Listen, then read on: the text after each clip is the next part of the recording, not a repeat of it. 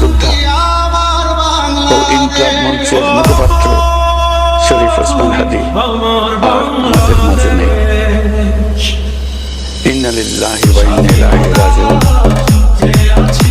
কিছুক্ষণ আগে সিঙ্গাপুরের পররাষ্ট্রমন্ত্রী ভিভিয়ান বালাকৃষ্ণন